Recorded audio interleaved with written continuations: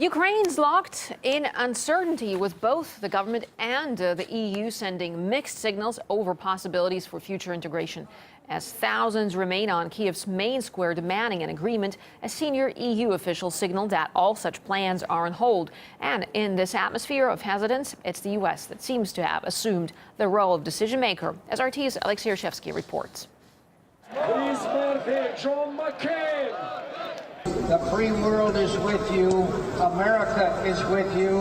I am with you. John McCain's media conference in Kiev was rich in loud statements, thinly veiled warnings to Moscow. We need to make it clear to the Russian government and Vladimir Putin that interference in the affairs of Ukraine is not acceptable to the United States of America or to any other free country in the world. Followed by explicit threats to Kiev. If the movement and membership in the EU is not achieved, that is going to have very serious effects here in Ukraine and in U.S.-Ukraine relations. He accused Russia of interfering, but many questioned why he was there in the first place. It's not the first time John McCain has been seen paying a visit to those the United States is currently lending its support to. He had a photo op with some Syrian rebel kidnappers. Now it's a world boxing champion turned politician. And McCain is not the only American politician in Ukraine. His appearance at Kiev's Independence Square was preceded by U.S. Assistant Secretary of State Victoria Nuland handing out cakes to the protesters. The reason they are there is bluntly because I think these people want to detach the Ukraine from Russia as they see it. And they think that by supporting the protesters in Kiev, they might actually achieve that. The problem with that strategy is that it's simply not working. The bonds between the Ukraine and Russia economically and culturally and ethnically are simply too strong. And I think for American politicians and indeed European politicians to go to the Ukraine and to try to do that is actually very unwise and very dangerous, and is simply exacerbating, making worse the differences, the divisions in the Ukraine, which are already very great. But as U.S. officials seem keen on pushing the EU association deal through, Brussels all but shut the door on signing it through a tweet from the man in charge of EU expansion. It's unclear whether it's a matter of the EU not budging on Ukraine's pleas for more financial help upon signing the agreement.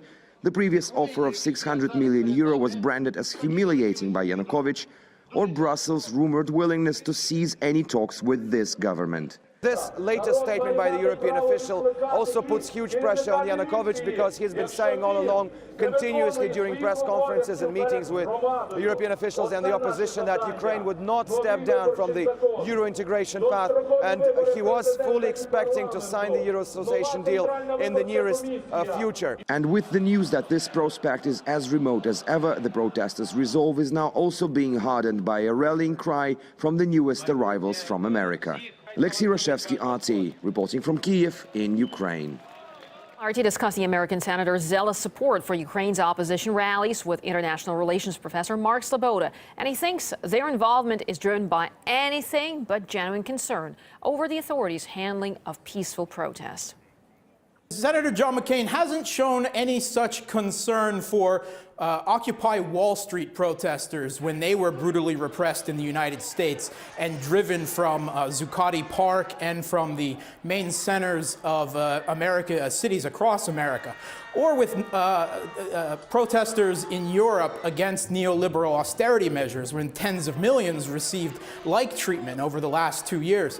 Indeed, just this week in Spain, in the United Kingdom, and in Italy, we saw police repression of peaceful political dissent. John McCain hasn't shown any concern about this. What John McCain has always been concerned with is he views Russia as a geopolitical enemy of the United States and the greater transatlantic community. And he, like many Western officials, is viewing this through a Cold War lens of trying to separate Russia from the Ukraine in order to, in his mind, keep it in a permanently geopolitically weakened state.